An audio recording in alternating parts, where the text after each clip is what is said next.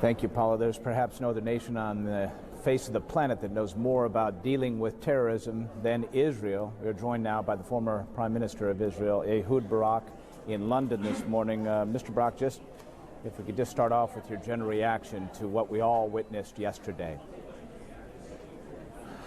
The world is a different place to live in from yesterday morning.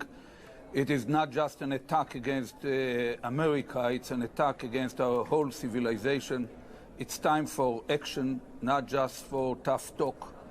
And I believe that the American president should lead and will lead the whole world, the UK, the Europeans, Russia. Putin will cooperate, I'm confident. He experienced the price of terror on his own skin. The Australians, New Zealand, Israel, of course, the whole world should focus an effort on putting an end to it. It won't be an easy struggle. It will take few years. It should be a concerted effort, coordinated both on intelligence level, on operational level, and diplomatic and even economic level.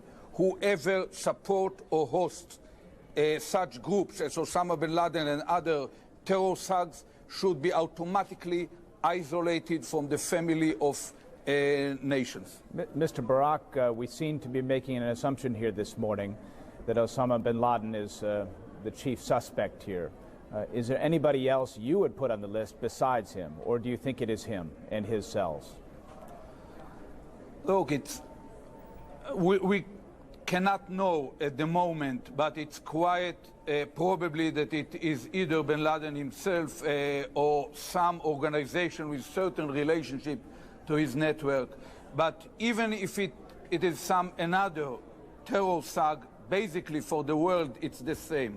When you will have the actual death toll numbers, you will realize that we, the whole world, free world, does not have any other alternative but to take all these rogue leaders, we know their names, it's Iraq, Iran, North Korea, Afghanistan, to a certain extent, Libya, maybe some other partial players, and we know all the names of the terror thugs from bin Laden down, the Hezbollah, the Islamic Jihad, the Hamas and other fundamentalists, and we know what should be done. We have an enormously capable intelligence community. Don't be kind of misled by the failure to give an early warning about this very attack. When the international community will focus its resources about these terror thugs, we will identify them. We'll clearly know whoever is ready to host them or sponsor them, and the world should be ready to act. Mr. Barak, we saw so many chilling images yesterday, it's hard to even recount them all, but one which struck me was the sight of some Palestinians, many of them young people, cheering in the streets when they heard of the attacks.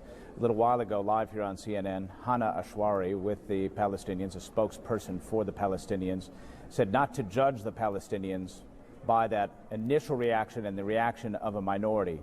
I'm curious what your response is.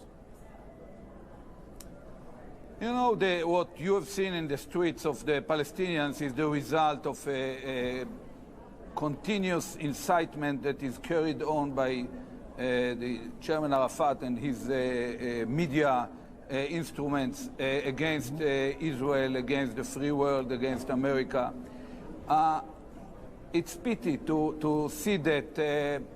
I don't think that this is the main issue right now. It's quite painful to see how people are responding, but the real issue is to focus our energies and to wage this war the way our ancestors dealt with the piracy on the high seas, namely to make it a fully coherent effort to put an end to this phenomena. It will be painful. We will see more painful days like yesterday on the way.